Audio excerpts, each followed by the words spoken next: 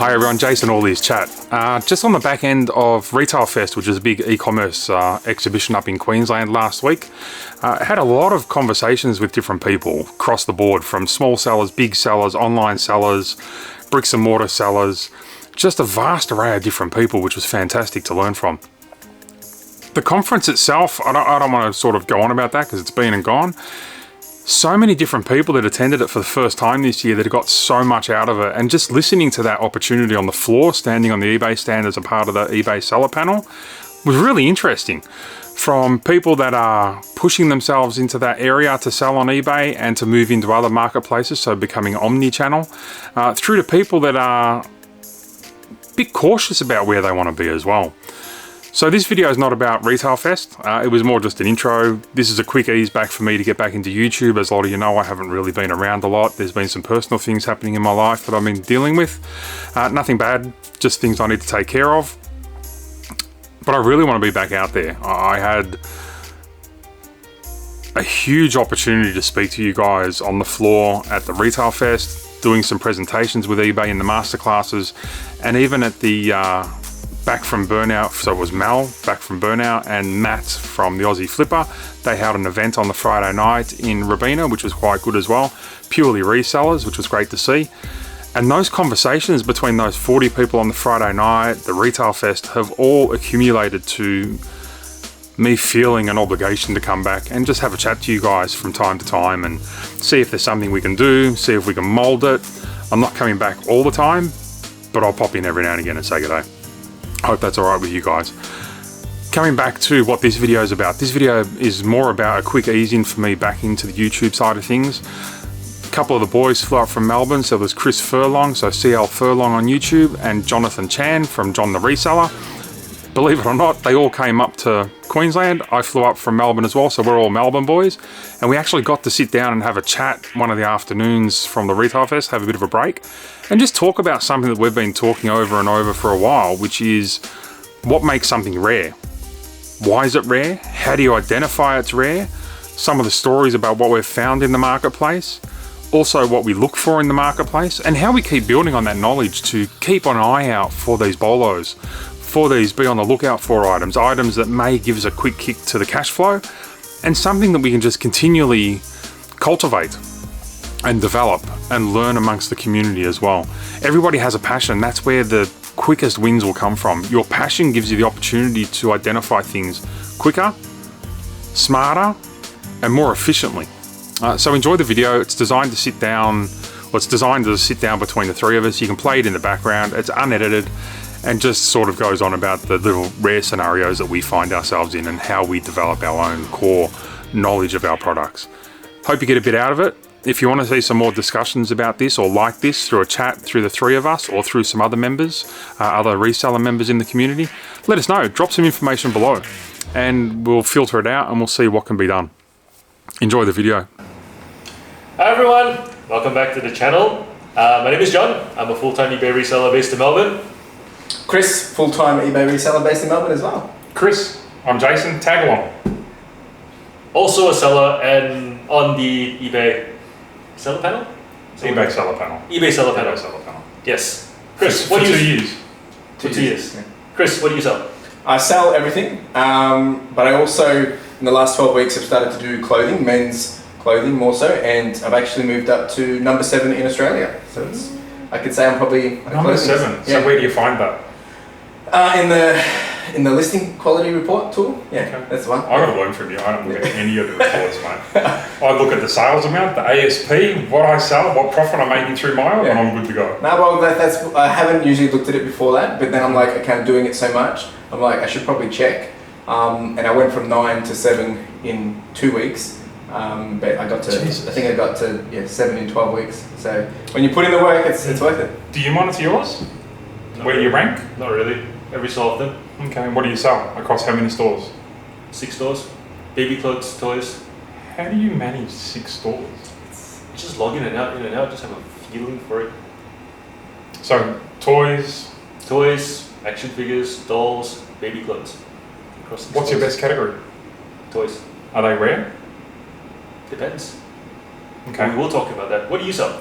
I sell toys and collectibles figurines, trading cards, a little bit of anything that's collectible. I've only been doing it for 18 years though. So just a little while. Alright, so that's the introduction. The reason why you're here is because you've read the title, where we're going to talk about what makes something rare and why you should care as a reseller. And I think the reason why I really wanted to do this video was because whenever someone joins a reselling group, oftentimes it's because they're drawn to the rare thing. They've discovered that a Lego set goes for $1,000. They've discovered that this pair of sneakers goes for 600 bucks. They've discovered that if I had a first edition Charizard card, like they talk about these things that we're like, ugh. The golden nugget. Yes. And so then I thought, why not just talk about rarity? What is rarity? Let's start there. When you think of something that's rare, what does that mean? And what gives it value? To be honest, before we even get into that, I think it should be shared that I don't think anybody's perception of rare is going to be the same answer. Mm-hmm. I think we all do different products, we all do different things, we know different things, we identify with product that we know what's rare, so we have inside knowledge and experience. It's a good point, because if I was to answer it straight off the cuff, it would be like a BOLO, or be on the lookout for, right? And that's more from a thrifting scene kind of thing, right? Because you go into a shop, you're like, you want to look for that. Sorry, do you thrift as well? No. Yeah. So for me, like when I originally started, I was sourcing from thrifting. So I'd be like looking for that BOLO item, or look out for that brand, or look out for this type of item. What's BOLO? Be on the lookout. But the reality of is you're not going to find a BOLO every time you thrift. You might find a different BOLO because you'll find something new and something different, and you look it up or comp it, look it up on the solds on eBay, and you'll say, oh, that's worth $100 and it's only $2. But it becomes it's rare because it's a BOLO and it usually sells quickly. But then you can move into categories and we have that whole conversation. So you're referring to thrifting, which is going to be an interesting concept, and I'm taking it to a different angle just a little bit. You're talking about identifying a BOLO in the thrift store, right? But to me, the BOLO is not going to stand out in front of you half the time. The BOLO is going to come from the relationship with the people you have in those stores, or the people that are selling stuff. Or the research that you have, or the knowledge that you have, because you could walk past and not see it. I walk past and it's like, dude, that's worth $200. And you'll be like, oh, I've never even known that. And that's where Jonathan's coming to with what's rare, what's that, and when they go into the Facebook groups and they post, this is rare, what's it worth, what's this, because they're getting excited because they perceive that it's rare. Yep. And what happens is they end up getting shot down in the Facebook group because everybody that's got the experience over and above with that product is being contradictory to what they're thinking it's going to be worth or whatnot. But some people also talk poppy seeds, right? We've got to be honest here too. Some people make a big bag. Like they just get a bit jealous that someone found something that's actually I've never been jealous of you with Thomas. Oh, thanks. And today, you and some of the stuff that you find, mate, you're a hawk. Mate, you want to learn? You watch CL Furlong, you'll learn the stuff left, right, and centre. Forget me and him. Oh, he'll teach you aspects that you'll need to know. He'll teach you some thrifting and eating chips better than anyone on the planet. The chip side, but that's the thing, right? So half the stuff, my background naturally, thrifting was for myself. And finding stuff that I wanted before reselling, right? Okay. So I'll go to op shops and just like, might find something that I want for myself, or I would just look it up and know, that's worth $30, it's $1, I'll sell it one day. And then you were building knowledge before you even wanted to sell. Yeah. But I didn't know I wanted to sell. I just figured, I could sell it on the side and make some cash. And because I found it for $1, knowing it's worth $30, all of a sudden I feel like I've made $30. But now, once you started doing it to make an income, once I've started to do it to make an income, I realized it's like I have to now have understanding. So if I go into a shop now and I'm looking for the things that I think I know, and I don't find anything, it's like, well, if I'm leaving the shop empty-handed, have a waste of my time. So I'll then look for other things, and I'll pull out this random, look it up, find this shirt, look it up, or that looks interesting, it winks at me. When you say look it up, do you mean solds? Yeah, like on eBay. Solds? First look up if there's even something on eBay, or what does it mean, what's this item, and then see, okay, there's heaps listed, is it selling? How much is it sold for? Or vice versa. Sometimes you find none listed, but you might find 5 sold. That's probably when you're thinking. But what if you find nothing? How excited are you when you find a product that you've sourced and you think you've identified with keyword search, right? Correct. And you find nothing. Now it could actually be either. It could be really, really good, or it's not worth your time. Okay. But I have to make that decision. Have you got an example? No, don't mean to put you on the spot. Totally on the spot. There probably has been. I haven't planned any of this. There's been books. There's been books where I've picked up. Well, Carla, what did she get? Carla picked up that it was the bush tucker. That's right. She said it just, it stuck out to her. There wasn't really much on it. She didn't have any experience with it. She just likes, oh, that looks cool. Yeah, we looked it up, and yeah, it was worth $40 to $60. And this is a good tip as well. When you're looking at things show as quality.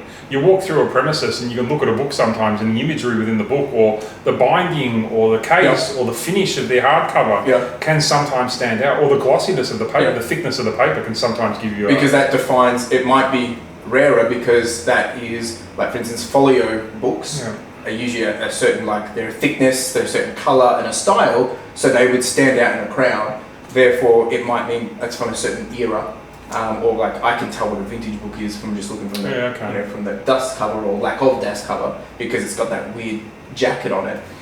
Whereas a new book, it's kind of shiny and looks too pretty to be 20 years old, right? But that's just from face value. Can't judge a book by its cover. Yeah. Sorry, I took it off. Keep talking. A little bit. Double check. Keep talking.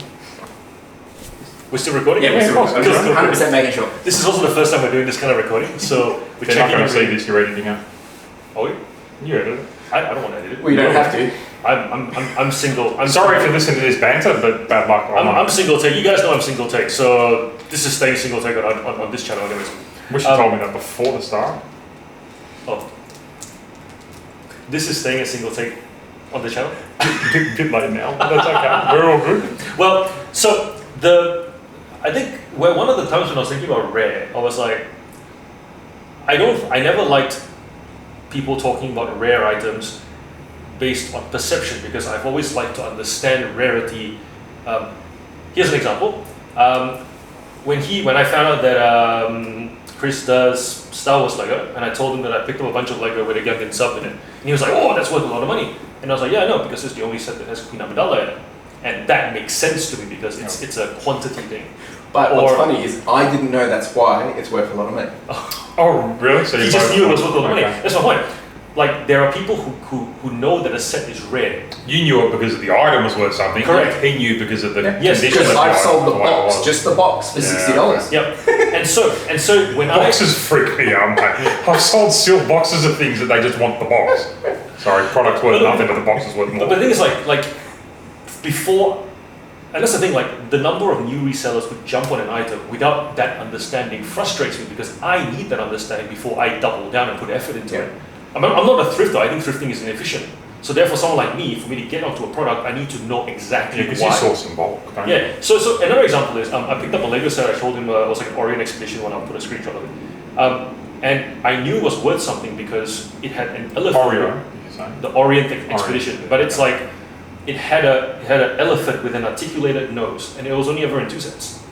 And so to me, when I think about rarity, I understand why it has value, because there's also a very unique utility to the thing. It's not just distinguishing from manufacturer run rarity, like Funko Pops and cards and all that. So for me, rarity comes down to having a product that gets exhausted in the marketplace and it increases in demand based on the fact that people can't source it anyway. Yep. To me, that's rarity, and that's where I capitalise financially. And that's deliberate on the manufacturer's part. The rest, when we're talking about Gungan Sub, we're talking about Orient Expedition, that's not deliberate. That just happens to be. It's just a production run. Yeah. Right. So just... It's like when you get error stuff. Mate. But with the Gungan sub, or even the elephant one, like, it's exactly kind of what Jason just said though, because even though it might not have been planned that way, that's how it's worked out, because it's the only one that has that piece. There's only 2 sets that now have that elephant. So now they know from that, they're like, oh, if we only ever release one of these in the future, or if they release one more with the elephant, would the others become more valuable because now there's a newer version of it, or would it make this one just as popular as this one? But back then they didn't necessarily know. So that in itself does make it rare. But it just wasn't planned rare, whereas now, you've got Magic the Gathering, for instance, dropping... flooding the market. Yeah. Magic's just insane. It's stupid. Hasbro's killed it temporarily. And so when thinking about what a new reseller can do as far as navigating the landscape of products, because the fact is, as resellers, we can sell anything, right? We can sell any category of anything. And so when thinking about do I pursue an item because I know that it's not likely to be re-released anymore, versus knowing that a manufacturer has a history of re-releasing, and how do I find that out? Because you guys do cards, figurines, like you know that the manufacturer has a trend. I do Hot Wheels, right? I see that trend all the time. I'll see a car get released that's a 1 out of 5,000, and then I'll see the same car get released as another 1 out of 5,000 in a different color. And so really, the car isn't rare anymore. It's only the fact that that color of car is rare. And so where once it was a rare car, it now becomes a rare car for a very small bunch of people who happen to like pink more than yellow. Yeah. And then it's not actually rare anymore, so to speak. And when a new reseller comes to that market, they go, this is rare, it's 1 out of 5,000. Yeah, but it's not really 1 out of 5,000 the way it was when it was only one release. But are you saying you look for patterns when you buy? Oh yeah, for sure. So I do exactly the same. Okay, how do you do that? So you're telling two different sides of the equation. You're saying that new is not the same, cards is not the same. I do the same thing. Okay. I predict patterns. So my items will be released. It's a higher end, higher tier, higher hit rate. So a pack will have a good card in it. Mm-hmm. If I spend $300 on one pack, I know it's going to have a hit in it. Might not be the best hit, but it could be the best hit. So it's the unknown of what's within the packet that people are buying, not the actual card. It's that risk of the opportunity that they're going to get from spending it. But I'll see a certain release that's coming out, and I will jump on that release and buy multiple cases or multiple items I have access to hold that stock, knowing that once that's exhausted, it has the hits in it. Mm-hmm. It's got the Winter Soldier signatures, it's got Iron Man signatures, it's Tony Stark, it's got a whole array of different things, and I know people will demand and go for that, like in Marvel with Marvel trading cards, Marvel Avengers, WandaVision just got released, which was a big pick. It's got a few good hits in it, and I know that that's going to go up because it's going to be scarce. They will never re-release that. And if something is released as a first release, so if there's a new movie series coming out like Wakanda or Black Panther, whatever you're looking at, if there's a new release of something coming out like The Last of Us, if you're looking at Funko Pops from the game, they've gone through the roof because of it. It's just a continual cycle. You can predict within reason. You tell me Stranger Things season 1 of Stranger Things. Stranger Things is huge. I've got series 1 and 2 still sitting on the shelf that I haven't got listed. They just keep appreciating in value. But the identifying factor of rare is not necessarily rare. We all gamble on what we buy. So the term rare is irrelevant.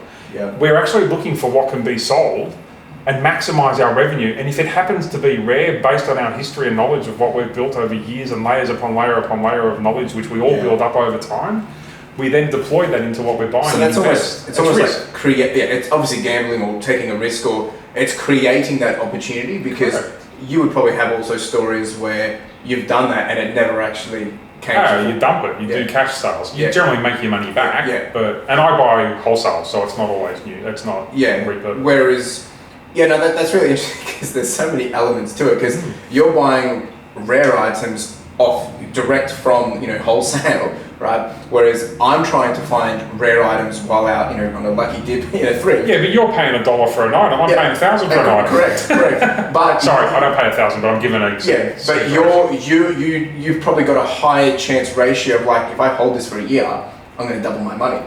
For me, I walk into an op shop, I find nothing. It's like, I've got nothing. Whereas you might go buy a bundle of toys or something, and in that there's like 2 really, really rare items of BOLOs that you could get all your money back plus double for the rest that you just purchased for.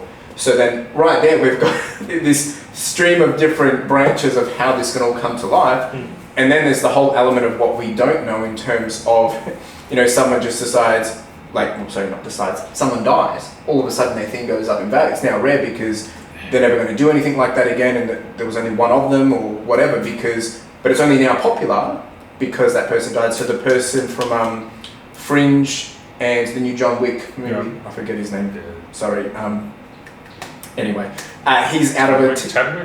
No, that was the other one, Black Panther, but he died literally just before the release of John Wick, and he's in a TV series, Fringe sales on eBay and trading cards as well. Just going like crazy, and he's also in one of the Xbox games as well. So people have been going to there, spending money because they want to pay their respects to him. When you get people to do that though, when Ken in the Facebook groups, died, they get all my Hot Wheels, all my hooligan stuff. When Ken Block died, same day. Within 2 hours, all my hooligan stuff got sold. And then you jump on eBay and look at what's selling after somebody's passed, like Olivia Newton-John and all that sort of stuff, and people actually get really upset with the capitalistic mojo. And they say, like, let's give it a week, guys. Correct.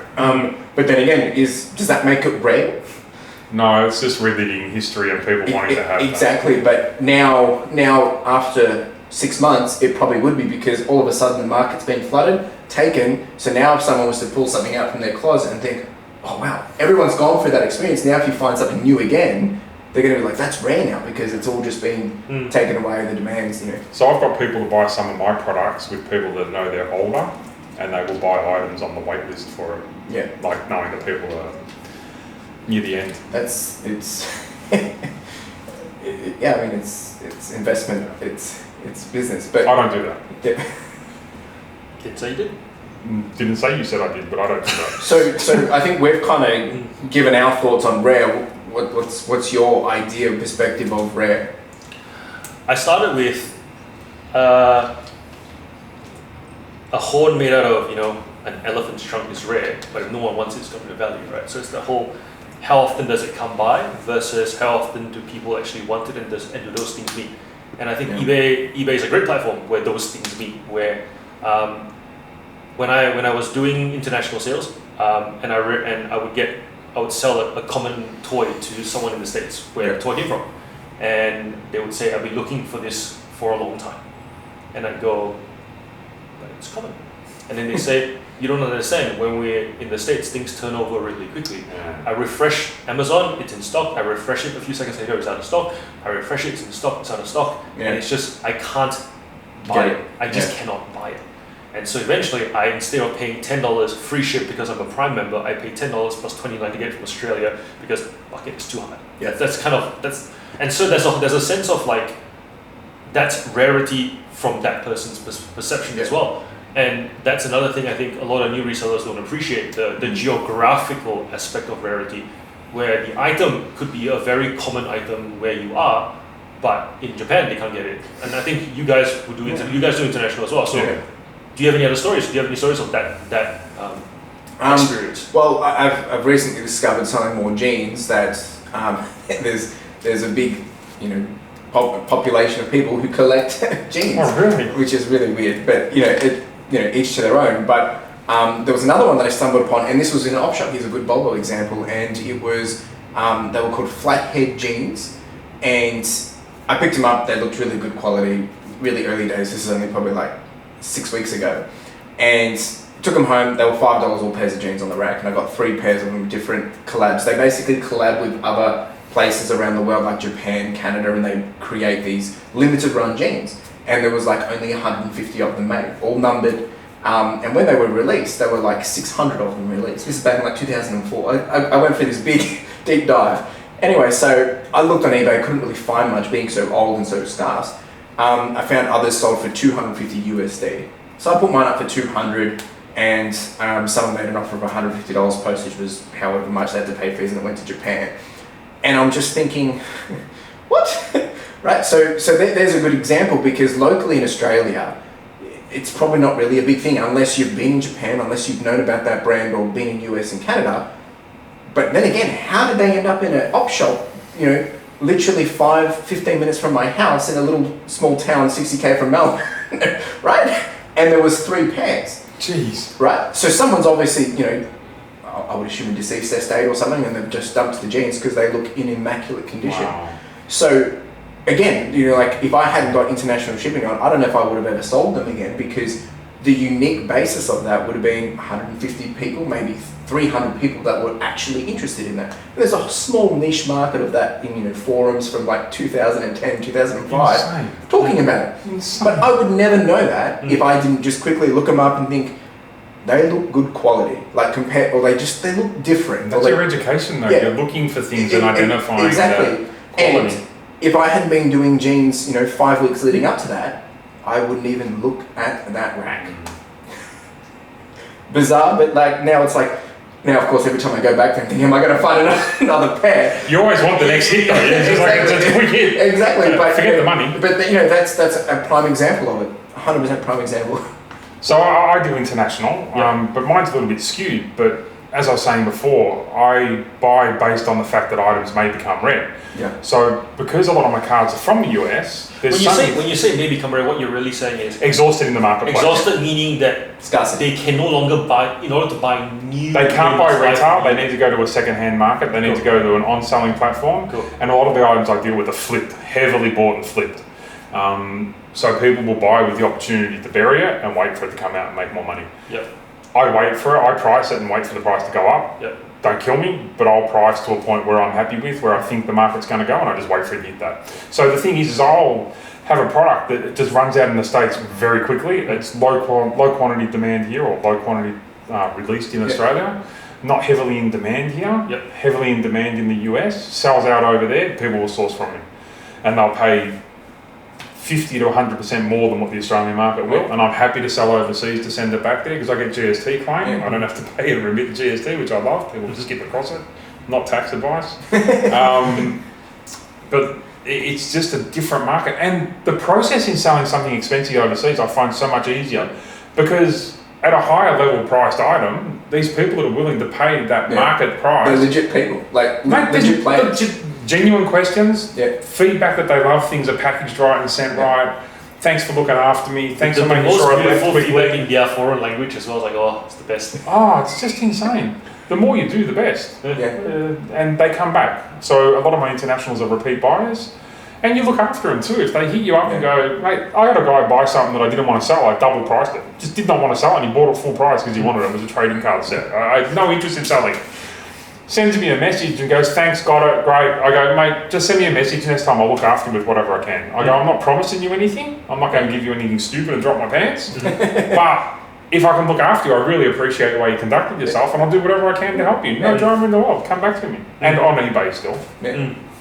But yeah, international's awesome. I just find they respect the purchase a lot more than a lot of the domestic people do, because a lot of the Aussie buyers at the higher end, and I'm not having a go at the Aussie buyers because it's obviously just the way that we're trained to purchase online and conditioned. Aussie buyers don't jump on listings the way Americans do. No, but they're unwilling to pay. We will get more, can you do it for this price, than what an American will do. So we'll get somebody saying, I'll have an item for $500, it's worth $550, or I might price it 10% above market, and they'll come to me going, can you do it for $400? Can you give me free postage? And you go back on, mate, the market price is not that. I'd love to help you, and I can't give you free postage because I pay Australia Post. But I also think there's a massive people that appreciate what it is they're collecting or looking for. So a good example is, that too. So for instance, I had there's a video game called Portal 2, and way back when the Portal 2 came out, and I didn't know this at the time, but I was a big fan of the game, and I got the special edition pre-ordered or whatever. You got a Rubik's Cube, la-da-da-da. Now, when I started reselling during COVID, I started to look through my shelves and stuff to see what stuff, what don't I want, what don't I look at anymore. Didn't even realize I had it, still in box. Wasn't sealed, but it was still in box. The Rubik's Cube hadn't been removed. And it turns out it was a numbered release, right? And there was nothing on eBay, there was nothing, right? And this comes back to the original questions, like, have I sold something before that I didn't know about? And so I had to go digging in forums, I had to go looking on history, and eventually I found what other people had been selling it for like 5 years ago, so I put it up like for $350, right? And within a couple of days, I got a thing that was like, would you take $300? Because I'm going to pay shipping to Canada. And he said, I've been looking for this everywhere, and I'm like, please. And polite. Yeah. If they're polite, don't you want to help them? Oh, of course. Because I'm thinking, what is the chances? I have no history of anything else selling. What's the chances of someone else coming along and offering you $300? Lesson learned. Don't back away from the first offer. A lot of people scoff and go, that's not it, I've got it for more. If you've covered your costs and you're happy and the sell price and it's covering your margins and you're comfortable, everyone look at the take the offer. Take the offer. Don't walk away from offers that are good, because if that buyer is a good buyer and you look after them, those repeat customers, come back. You'll never get another one. You've heard these guys say research.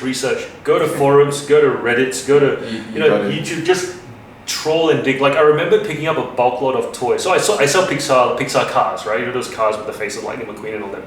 And I remember I had this. What I'll do is I'll grab a tub and I will grab the ones that I want, the ones that I know that have value, and I'll list them.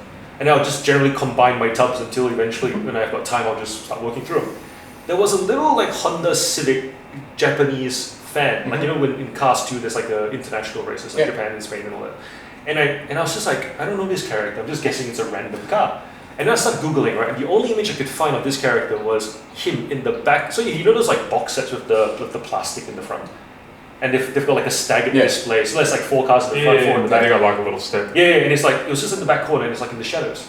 And then I was like, oh, that's the Japanese fan. Found his name. So you obscure picture, found the name, put it back in the Terapeak, They just did the 2-year sales thing, so we actually had the 2-year sales data. Only one ever sold, $99. Put it up for $99, went straight to the States, asking price. I'm like, should have sold it more. How many regrets have you had? I was at a box of trading cards that I got at a good price, and mate, sold it straight away. I looked at it like overnight. It sold. I looked at it and I go, my God, I just did myself $400. Didn't we make a T-shirt in my video? We all make mistakes. Yeah. It comes out this Wednesday, and I found a single stitch rip curl polo shirt from the 90s. Really amazing tags. And I knew Rip Curl, vintage clothing does really well just because in Australia. And I saw it, couldn't find anything on it, so I'm like, I'll put it up for $30. It was a size medium. And I had auto accepted 25 plus postage, because really, I paid like $4 for it, so it's not the end of the world. But it sold instantly, right? And it's like $49.95 at least. Should I have? Stop telling him now. Yeah, exactly right. Now I've sold $48.88. But the reason why I did that is because I had a single stitch small normal shirt, but it had a big graphic, and I got 50 for that one.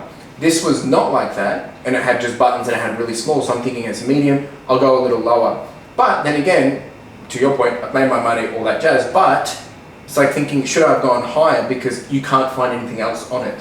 So naive in clothes question. Yeah. Does size make a difference to price? Yes. You mean due to the fact that a bigger size sells more and there's more accommodating for the The best one is usually large and extra large. Okay. So you're saying most of your stuff's worn.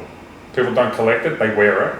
That I would love the answer to that question. Because I'm always curious. I'd buy something and I'd collect it. I wouldn't wear it. I wouldn't care if the size if I was maybe for that, for $30 shirt, like for me personally, like if I spent, I think the most expensive shirt I've sold is $150.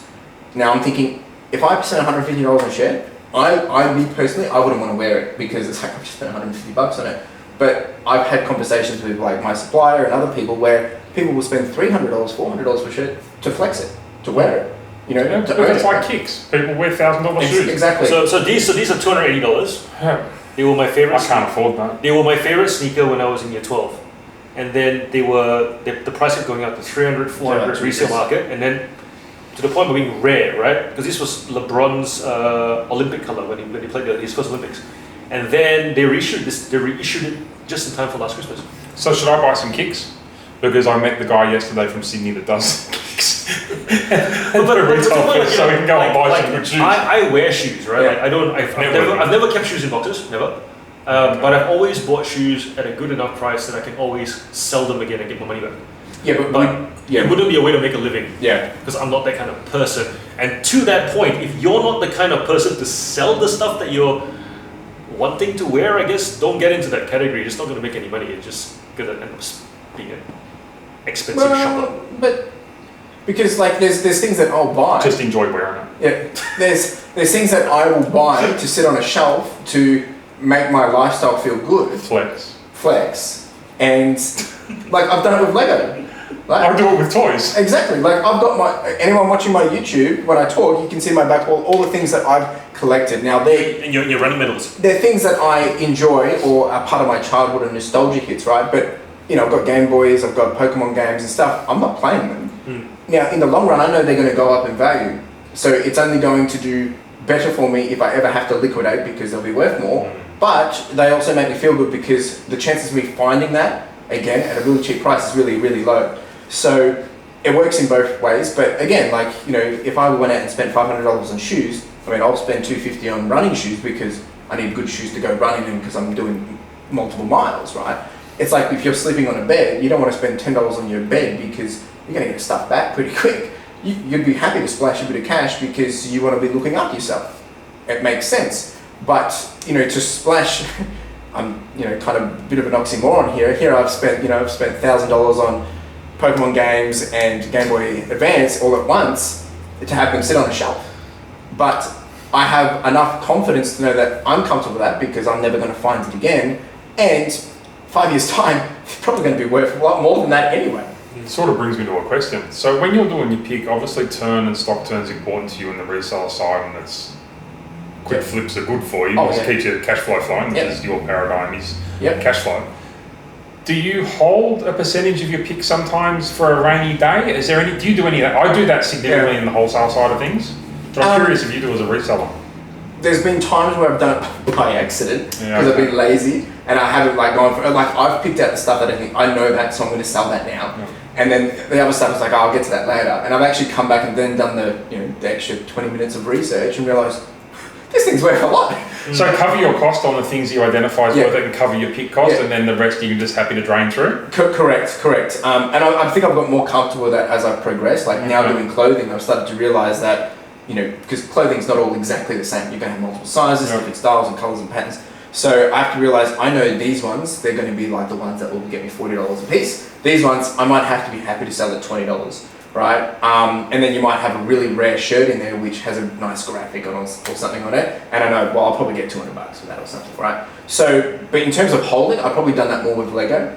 I've picked up a whole bunch of sets knowing that I'm happy to sit on this for the next 2 years. I'll drop $500 and buy 5 or something. And then I'll start to liquidate them through Christmas or something, because I know in 2 years there's going to be a bit more of demand, or that series ends, or whatever it may be. But it's harder for me to do that in certain elements, because if I'm thrifting, I don't actually know what I'm going out to source. So like I can't really have any expectations. Like I'm going to go out and source. No plan, just opportunity. It's like whatever I find, right? Okay. But if I find, like for instance, a bunch of I'll just use Pokemon for example. I'll probably keep it myself. But if I did, and I would want to sell it as quick as possible, because I want to get that cash flow back. Because if I found a card and I spent $200 and I know it can generate $2,000, well, I'd rather take the $2,000 today. Did you end up getting Blaziken? No, I haven't. Yeah, no. So I spent. Chilling, isn't it? Yeah, I spent a lot of money. Let's do a deal. Yeah. I'm ready to flip them. Yeah, but what's funny with that? So context. So I've been chasing a certain Pokemon card. I've probably spent. I probably have done $1,500 to $2,000 chasing that card in individual packs, but I could go buy the card for $400. Like I could just buy it off the market. But the principle for me is like, I don't want to. I can't pay $400 for one card, but I spent $1,500 chasing it. So I was on I was on one of Chris's lives one night. Do you remember this one? And I was telling you about the Evolving Skies. I don't go. Okay, so a customer bought a set of Evolving Skies ETBs, the both colours, right? And we're talking $120 a box because they're getting scarce. I've still got a couple of cases left, but they're scarce, right? And the guys messaged me on eBay going, mate, the pool was shit. I didn't get this, I didn't get that, I should have got this, I should have got that. I go, but that's a manufacturing issue. It's got nothing to do with me. I go, I think you're expecting too much. He goes, yeah, but the other case I opened, the other box I opened, I got this, I got 2 of these and this.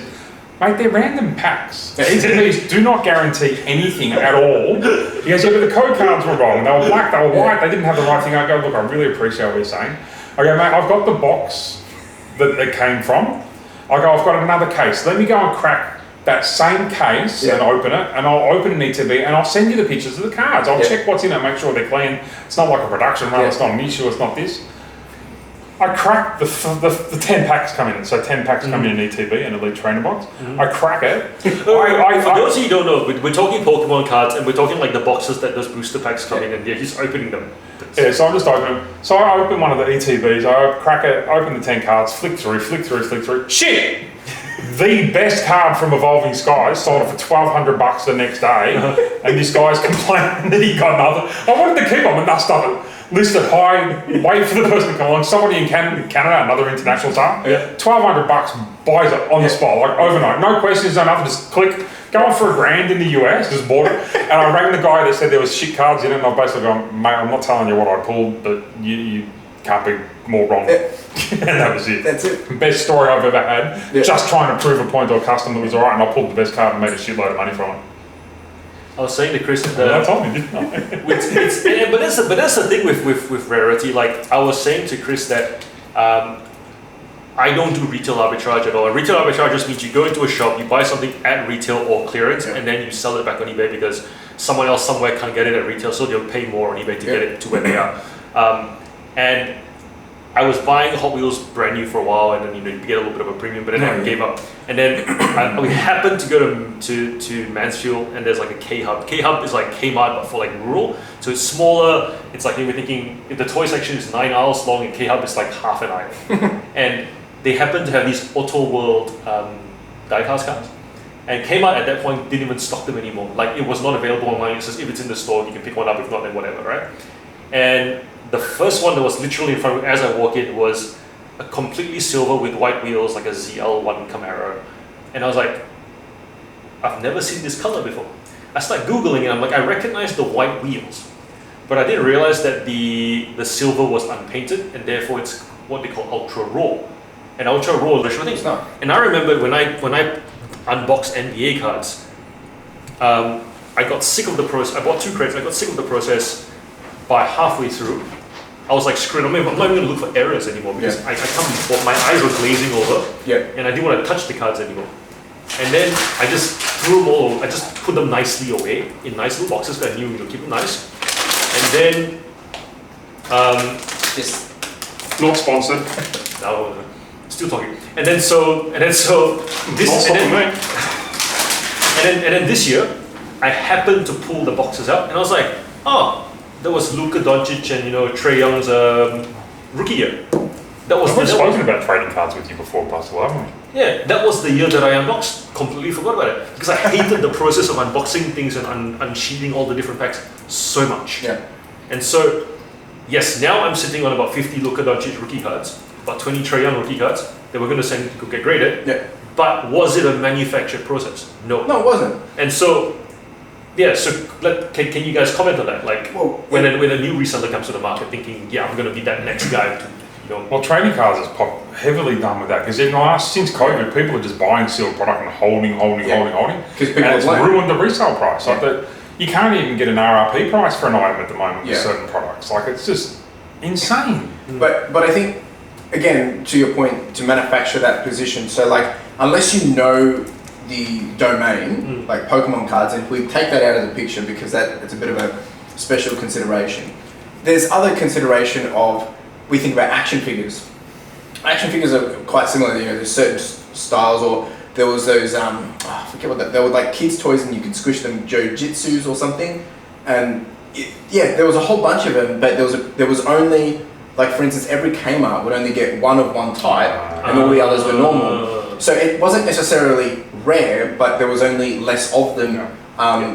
So they would go for $60 resale when you could buy them for $20 off the shelf. So most people, when they release, would go and buy all of those, go to 5 different Kmarts, and then sell them online, and they'll make the $40 in between. Your retail price. So you can create the opportunity, but I think what you're better off doing is actually investing the time of you going out and thinking you're going to find something. So invest 2, 3, 4 hours and of something that of interest or you're curious about, and learn the heck out of it. Always better off doing something know though. Like your passion and success creates the demand and the opportunity for what you see in the marketplace. But like, for instance, with the clothing, for me, like I had never sold shirts before. I think I'd sold one Ralph Lauren before because I'd found it and I'd seen someone else had sold it on a video. So I was like, I saw it in the op shop, but this is worth $45. It's only $12 or something. Yeah, but you've made it's consciously conscious to make a decision to go down that path, and as a result, you've educated yourself. Well, that's why I'm so, but as I've progressed, I've started to realize it's like, if I want to scale, I cannot find enough products that I can rely on in the thrift unless I start to narrow my understanding on something. Now books, if I could go into an op shop and say, look, I'll give you 10 cents for every single book, but I have to take them all, kind of thing, right? Then that's a great way to learn because a really low cost and you're going to learn. And that's how I've purchased 500 books from an op shop before, and I've paid $500. I took a gamble and I made some really good money, right? But, not everyone's starting off. I'm not saying go spend $500, right? Because it's a bit risky. But if you go sit and spend 5 hours and go through the top selling books, how much they're worth, what sell on a regular basis, or who's the most popular author, now next time when you're looking through the books, you can start to say, I know that one. I just read about it. This one's, these are all worth $30. You get them for $1 each and now you've made $90, right? So by doing that research, and I know because I've only been doing clothing for 12 weeks, and I'm thinking, why didn't I do this like 2 years ago? Because you weren't ready. I wasn't ready. You've got to be ready to make the next step. I wasn't ready to make the next step. I wasn't interested and I wasn't curious about it. And that's why I'm saying don't necessarily go do clothing. Do something that sparks an interest or that you enjoy. Like if you enjoy selling toys is a big domain. So what I'm hearing is you're saying don't go shotgunning process. Yeah. Actually tailor what you're trying to achieve. If I could start again with the knowledge that I knew now, right? Because then you will create the opportunity for rare. And that was my point, because you're able to find the rare stuff really, really quickly. I learned this just recently. So now doing the clothing, I found find or identify. Well, it's like if you go buy a yellow car and you own that car, you will see it everywhere afterwards. There's a psychological word for it. I can't remember what it is.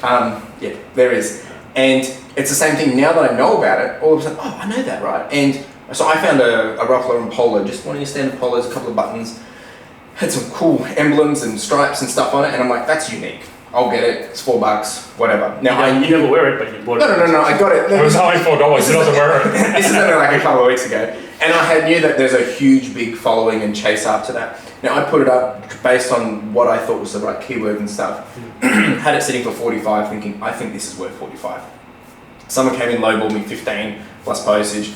I basically just agreed, said, look, dude, you give me 24 with postage. That's the lowest I go. You can have it. Shit. He did it, right? I didn't care, right? I made my money, all happy. I go through the guy's account.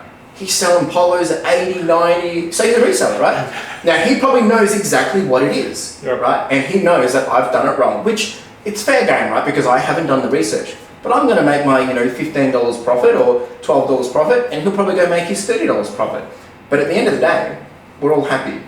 Jason, speak freely. I've got a very side comment that touches on what you do, and it's one of my pet peeves and a passion and everything else in between. Selling collectibles, I get a lot of messages saying, can you do it at this price, especially from the Aussie buyers?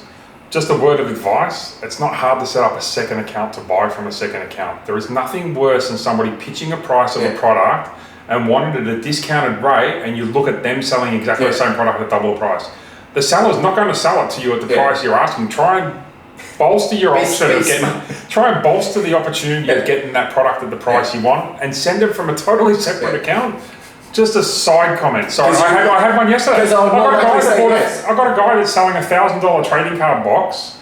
I can show you on the phone. $1,000 trading card box. He's got it for best offer. I got it listed at $700, which is still a high price. And messaged me, can you go and do it cheaper? No. Didn't give him a reason why. There's no, it's fair market price. I should actually put the price up. Another tip. Tell him you should be putting the price up. Came back overnight, bought it. Please package well. Yeah, no worries. Just use a different account. But it comes back to so many different points here. It's like, I now know that I had probably a better item than I realized, but I hadn't done the research, but I had done enough research to know that I know I can make money from this.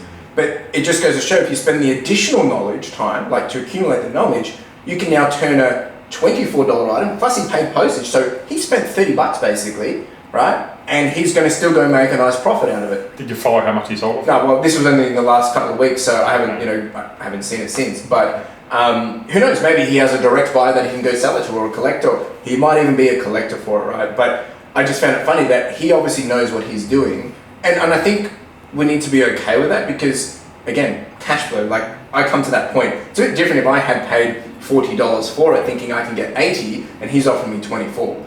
But because I paid $4 for it, it's like, that return on investment's quick, easy, done and dusted. And so where we land. How are we doing for time, by the way? Nearing 4. Cool. So I think in summary, is it a good time to do a bit of a summary? It is. All right.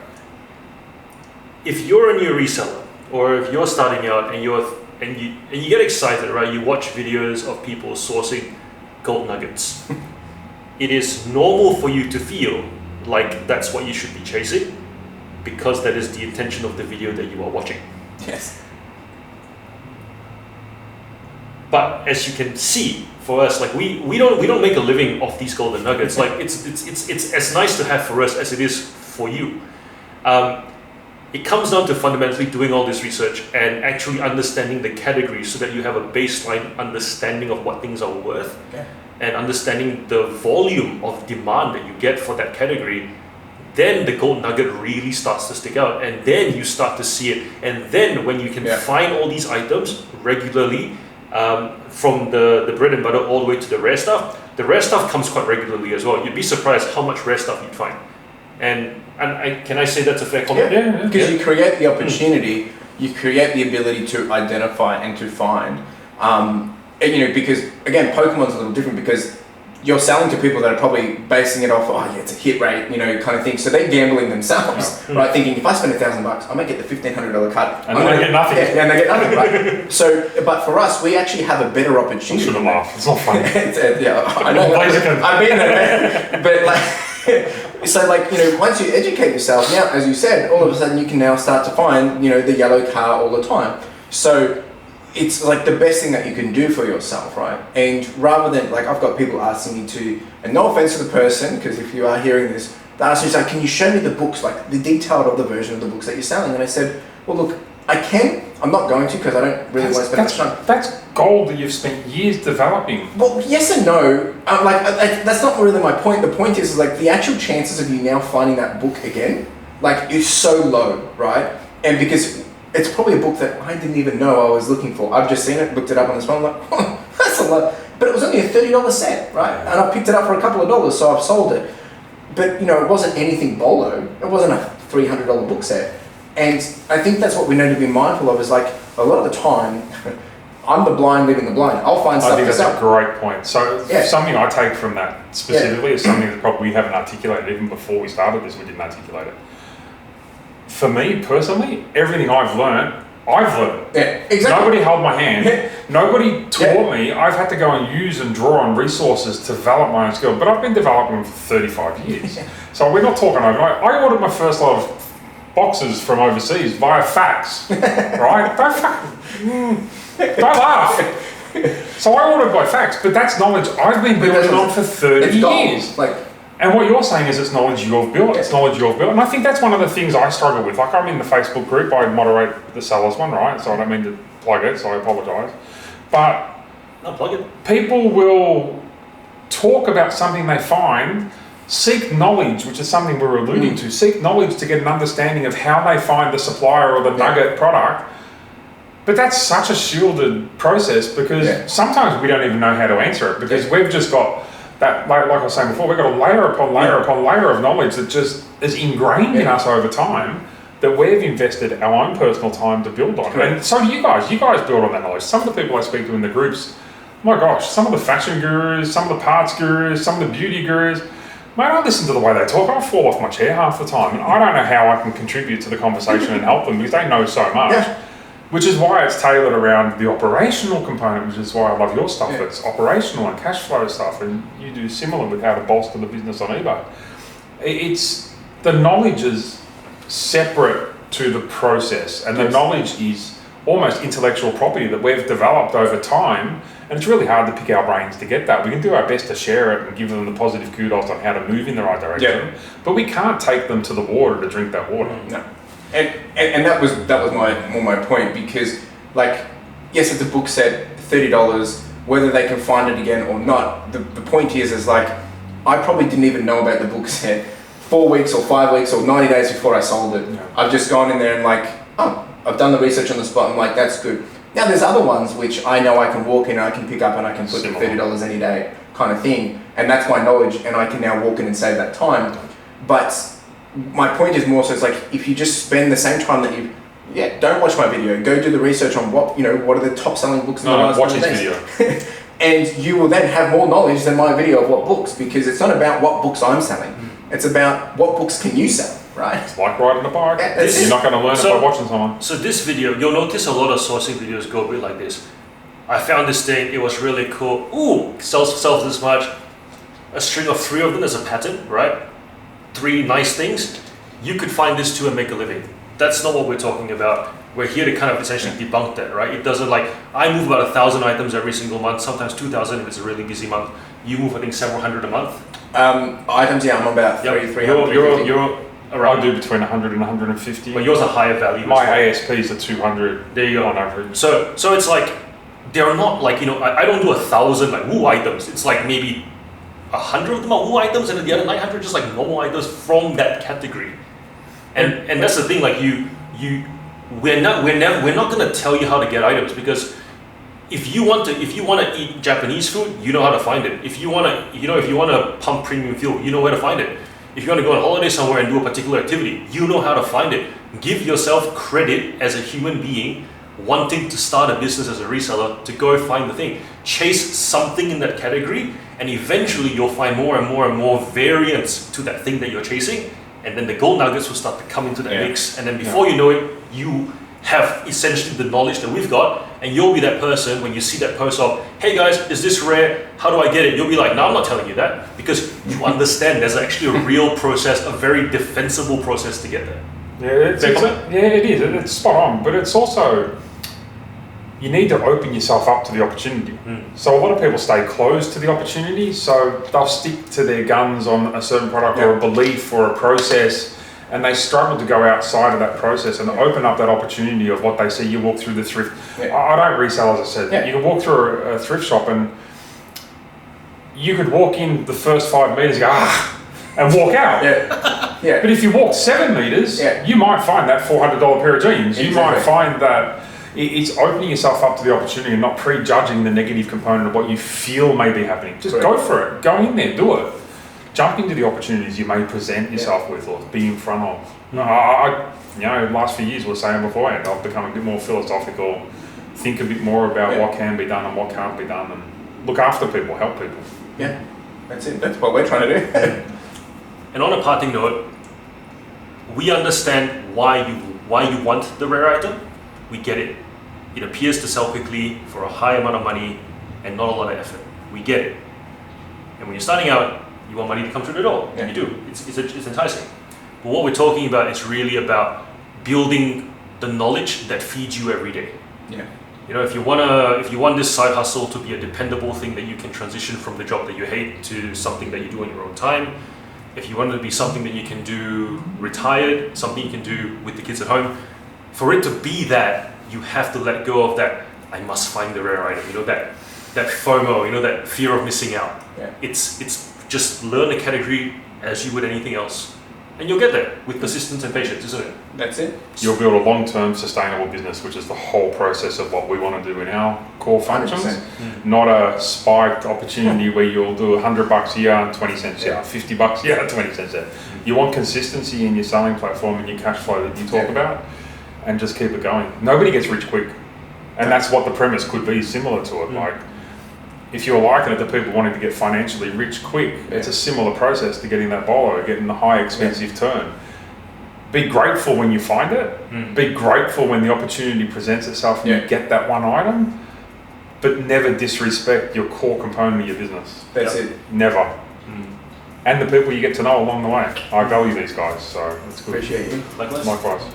Chris, Pleasure. Pleasure. Thanks for watching. Thanks for listening.